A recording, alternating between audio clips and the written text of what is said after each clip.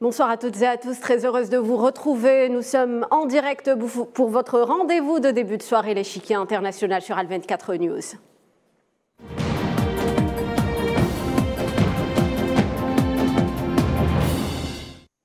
Et ce soir, le débat sera axé autour du conflit ukrainien et des médias à la guerre qui, vous le savez, est engagé sur plusieurs fronts, dont celui de l'information et de la communication depuis le début de l'opération militaire russe en Ukraine. D'importants moyens ont été déployés par les médias du monde entier pour rendre compte du conflit. Et c'est manifestement à ce moment-là qu'en Europe, on a voulu interdire la diffusion de certains médias russes.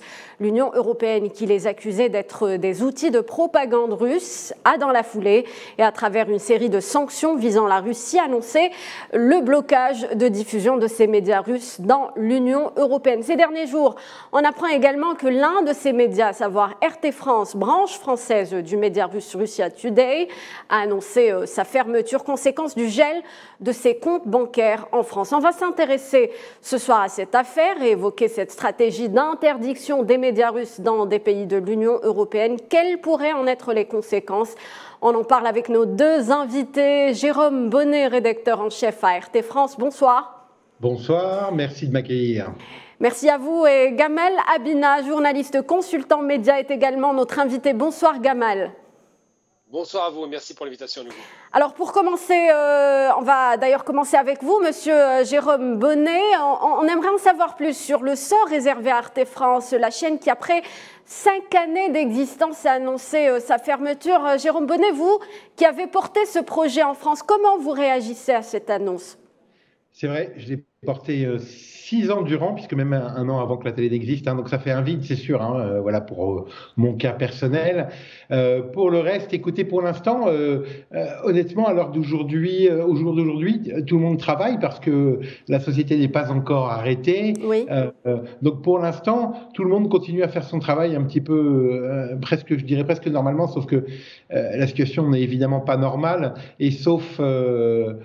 à imaginer un miracle, on ne voit pas trop comment on pourrait effectivement poursuivre une société qui n'a pas la possibilité de payer quoi que ce soit.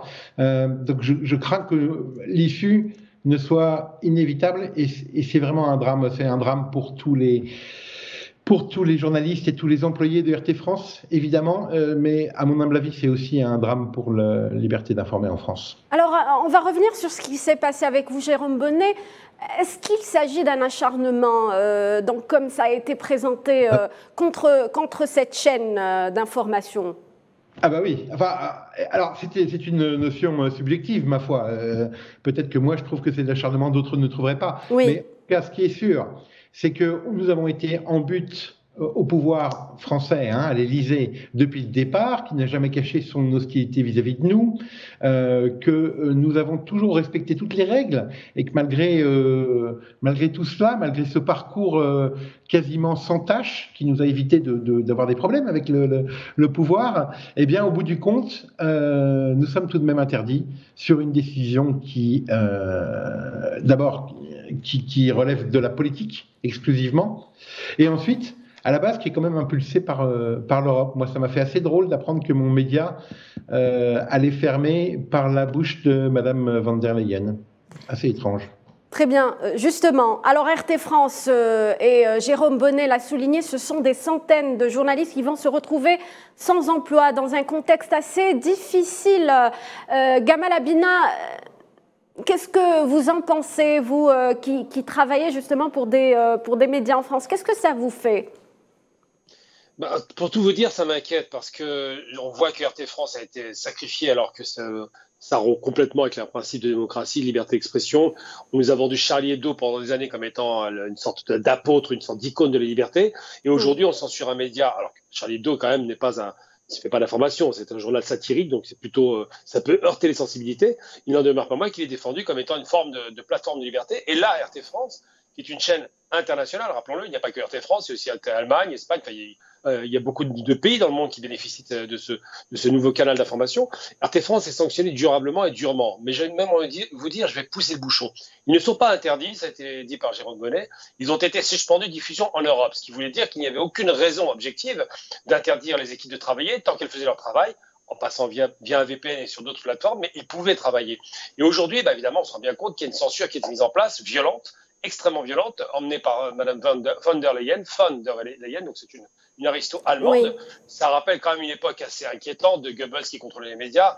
Elle, quand même, que ce soit cette femme-là qui le fasse, déjà, ça me choque. Puis surtout, là, je viens d'entendre ce matin, j'ai lu un article à nouveau, et ça commence à être une salve comme ça d'attaque contre les médias alternatifs, qu'un média dans lequel j'interviens très régulièrement aussi, qui s'appelle Afrique Média TV, eh bien, il vient d'être, parce qu'ils sont rapprochés d'RT France, indexé par des journaux, par la télévision, BFM en particulier, par Conspiracy Watch, comme étant un organe de propagande en faveur du Kremlin. Donc tout cela commence à donner le sentiment que la France se sent en guerre contre la Russie, bien qu'elle dise le contraire, que les sanctions qui sont prises contre la Russie se font de la part de pays qui ne sont pas censés être en guerre, mais plutôt modérateurs, et ce n'est pas le cas, et qu'effectivement, le fait de boucler, de mettre à la rue littéralement plus de 170 salariés au nom du principe soi-disant de contrôle de l'information, et on se demande ce qu'il y avait à contrôler, qu'est-ce qui faisait tellement peur à l'État français pour qu'RT puisse dire, eh bien, pour ce nom-là, soi-disant, cette liberté confisquée, eh bien, ils ont tout simplement mis à la rue des journalistes qui, rappelons-le tout de même, une fois qu'ils sont étiquetés RT France, n'ont aucune chance de trouver du travail. Justement, que dit Jérôme Bonnet, que dit la législation sur ce? Comment protéger justement ces journalistes qui ont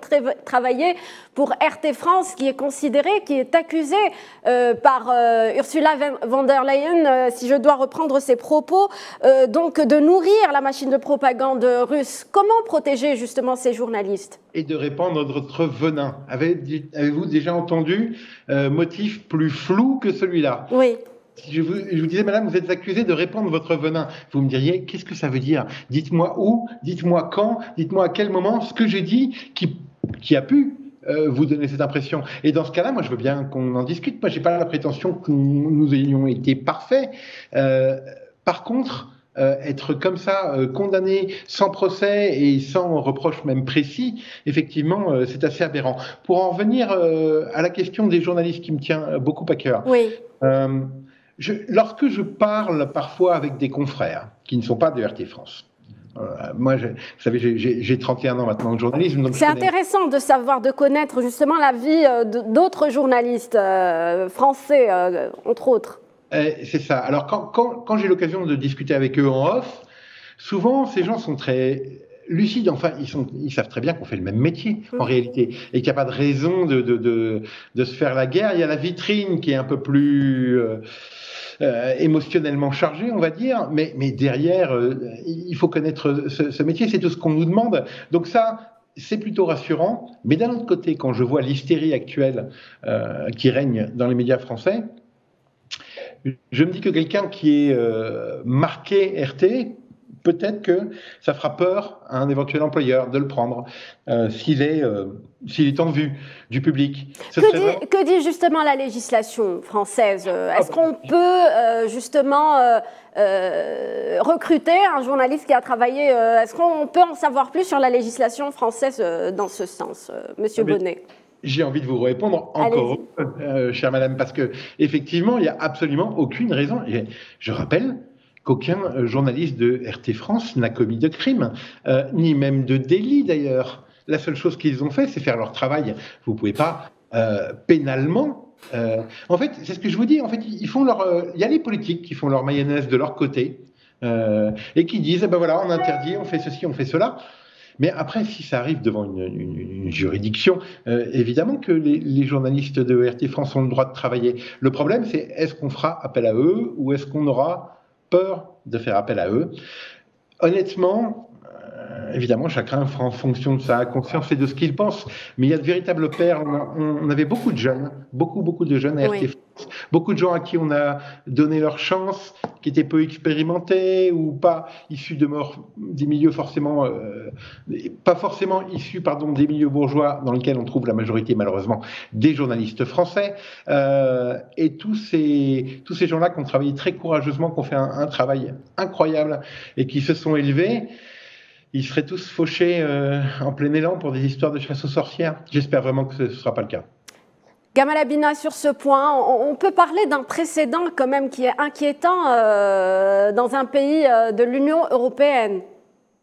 Alors déjà, on va commencer par dire une vérité. Ce n'est pas un précédent qui est inquiétant parce que ça a déjà été fait, mais par anticipation. Avant. Je m'explique. Oui. Avant.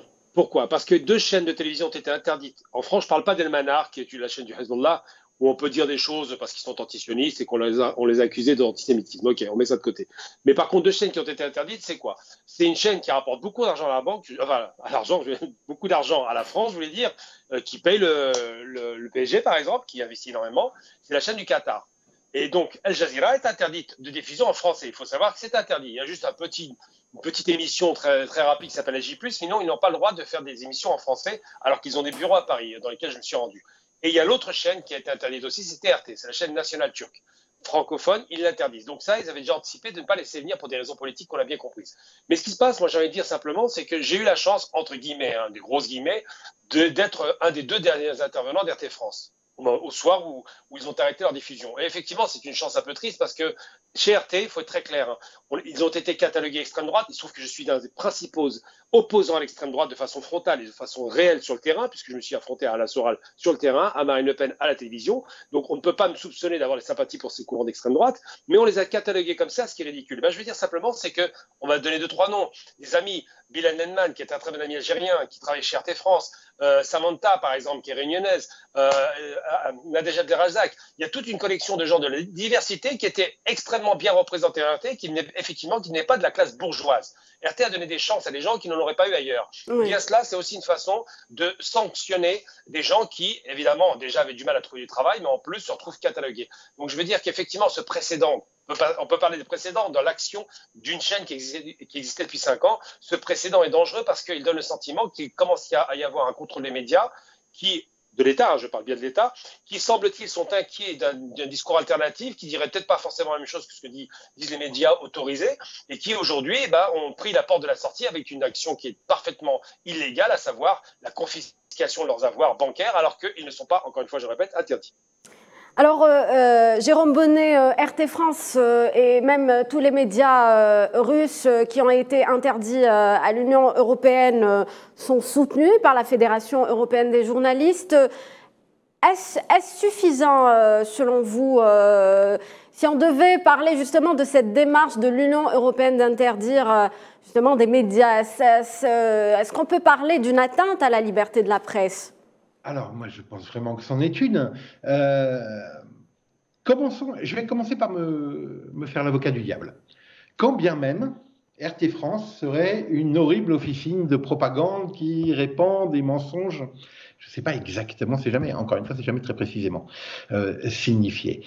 Qu'est-ce qu'une démocratie comme la France, pays en théorie riche, le pays des droits de l'homme, solidement assis sur sa démocratie en théorie, qu'est-ce qu'il pourrait bien avoir à craindre d'un tel organe de propagande? A priori, rien. Quand on est droit dans ses bottes, je veux dire, c'est même un peu le principe. Lorsque vous êtes en démocratie, c'est ouvert à tous les vents, mais vous avez un fort pouvoir d'attraction sur les peuples. Et lorsque vous n'êtes pas en démocratie, vous êtes en dictature, c'est l'inverse. C'est-à-dire que ce n'est pas ouvert à tous les vents, vous contrôlez tout, mais par contre, vous n'avez pas ce phénomène d'attraction auprès des foules. Donc c'est le jeu, je veux dire. Je ne comprends même pas, en fait, de quoi ils pourraient avoir peur. S'ils ne font que dire la vérité et que nous répandons des mensonges, eh bien, laissez-nous répandre ces mensonges, dénoncez-les, attaquez-nous en justice et nous perdrons. Mais là, ce n'est pas ce qui se produit du tout. Alors que, juste pour prendre un exemple, oui.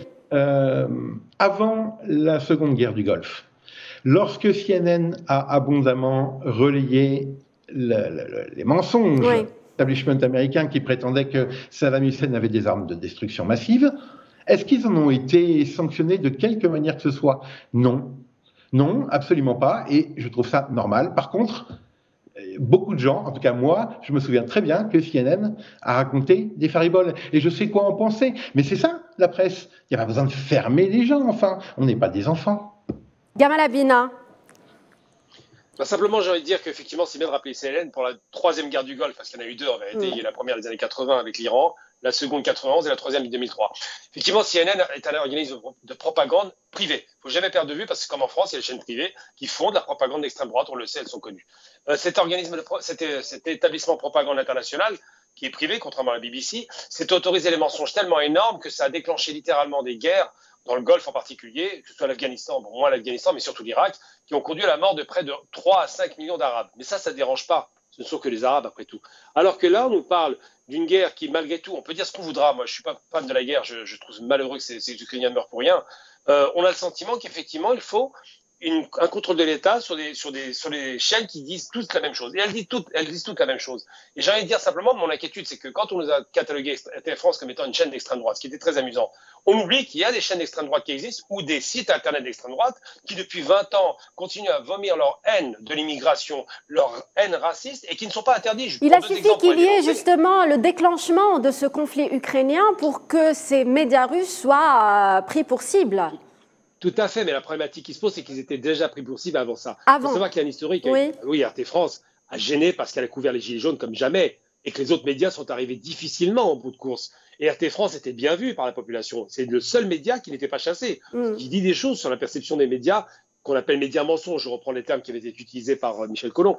Et en vérité, moi, ce qui me pose problème, c'est que des médias internet racistes et violents qui sont connus, Égalité et Réconciliation d'Alain Soral ou encore F de Souche, qui sont vraiment extrêmement racistes, il n'y a aucun problème, ne sont pas interdits depuis 20 ans alors qu'ils ont alimenté la haine raciste dans les réseaux, et que des médias comme RT France, qui n'ont jamais eu la moindre posture raciste, je le dis clairement, qui est la chaîne qui est ouverte la plus à la diversité, et j'ai fait d'autres télévisions françaises, je vous garantis que c'est incroyable comme c'est évident, eh bien ils sont taxés de racisme, de néofascisme, je ne sais quoi, et surtout d'être pro-Poutine. Et moi je vous dis clairement aujourd'hui, Poutine ne m'a jamais séduit quand il a massacré les Tchétchènes et j'étais le premier à le dénoncer à l'époque.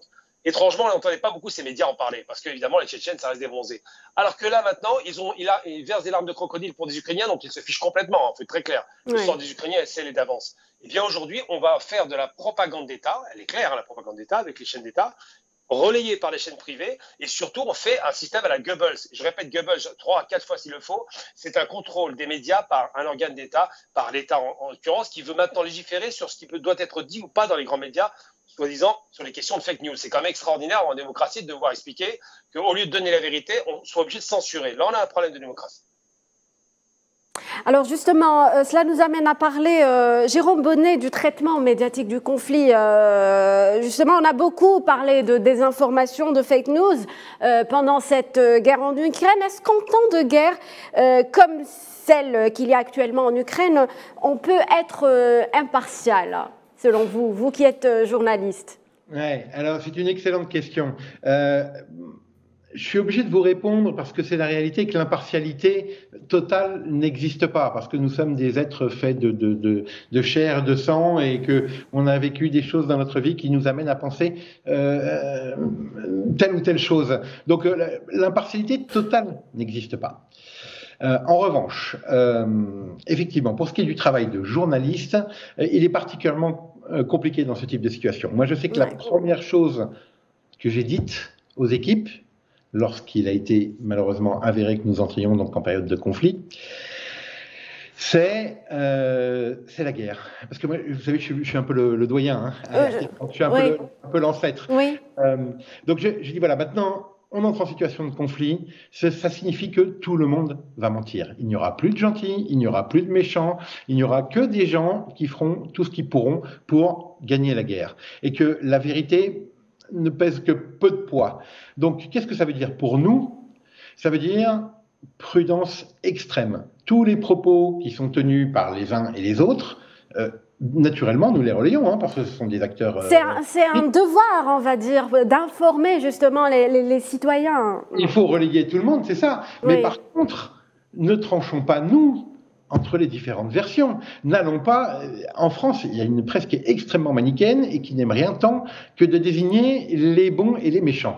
Mais là, dans des cas comme ça, c'est extrêmement compliqué. Et nous, j'ai dit prudence. On ne reprend aucun fait à notre compte, sauf si on en est absolument certain. Et tout ce qui est déclaration des uns et des autres est à relayer tel quel et en prenant bien soin de préciser qui a effectué cette déclaration.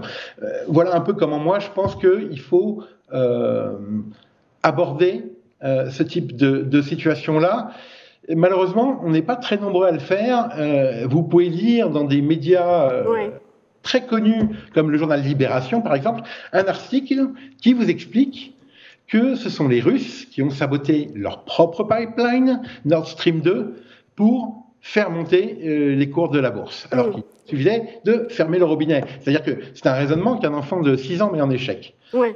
On vous dit, aujourd'hui. Justement, j'allais vous demander, est-ce qu'on en parle suffisamment entre journalistes chez vous? Je poserai d'abord la question à Gamala Bina. Est-ce qu'on en parle suffisamment? Est-ce que le débat est réellement lancé? Alors, moi, j'ai eu l'occasion de discuter beaucoup avec... Alors, on ne parle pas des journalistes français de la presse nationale, parce que là, vraiment, on est en plein délire psychotique. Hein, je veux dire, quand on entend cette unanimité anti-russe, mais qui est ridicule... Moi, j'ai répondu souvent à des contradicteurs politiques et autres qui étaient engagés avec le gouvernement. Je leur ai dit, mais est-ce que vous comprenez qu'il y a quand même, par exemple, il faut être honnête, on les a vus, c'est documenté depuis 2014, des groupes néo-nazis qui se revendiquent de Stepan Bandera et qui veulent tuer du russe et qui ont bombardé durant 8 ans le Donbass. Eh bien là, bizarrement, ça passe par pertes et profits. On n'en parle pas, ça ne dérange pas. Je leur pose la question, mais s'il y avait un seul néo-nazi dans l'armée française, ce serait un scandale européen. Et là, vous soutenez des types qui sont à peu près 5% à être néo-nazis, plus que néo-nazis d'ailleurs, quasiment nazis. Là, on a un problème. Donc la question, le contradictoire n'existe plus. On est vraiment, sauf quand ils invitent l'ambassadeur russe pour le massacrer. Ils se mettent à 6 contre 1 d'ailleurs, que ce soit l'ambassadeur ou que ce soit le chef de la Douma. Mais dans tous les cas de figure, on voit bien qu'il y a un discours unipolaire qui rappelle étrangement CNN dans les années 90. Oui. Vraiment, Saddam Hussein, c'était le nouveau Hitler, et puis les Américains, c'était les héros de la partie. À la fin, on s'est rendu compte de ce qui s'était passé. Moi, je dis que simplement, ce qui pose question dans la presse française aujourd'hui, c'est cet unanimisme à dire nous sommes contre les Russes, comme si, et je le rappelle encore une fois, systématiquement, la France n'est pas en guerre contre la Russie, mais se positionne comme si c'était le cas. Eh bien, moi, je pense que la problématique qui se pose aujourd'hui, c'est qu'à force de mettre de l'huile sur le feu pour alimenter la guerre risque de ne jamais s'arrêter, ça va être un bain de sang sans fin. Et je pense qu'RT France a essayé de faire son travail du mieux qu'elle pouvait, sachant qu'elle était surveillée comme le lait sur le feu, et que de toute façon, ils se fichaient complètement des principes de droit et donc quand même sanctionnés. Donc c'est problématique aujourd'hui. À quelles conséquences, Jérôme Bonnet, peut-on s'attendre au vu du contexte actuel que nous vivons, selon vous? Vous voulez dire en Russie, pour le coup, pour les médias? Oui, pour les médias, exactement. Ouais, alors je ne vais pas dans le secret des dieux et je ne souhaite pas y être d'ailleurs. Et franchement, moi, je déplore toute fermeture de médias, toute mesure, toute brimade. Moi, je suis journaliste depuis toujours.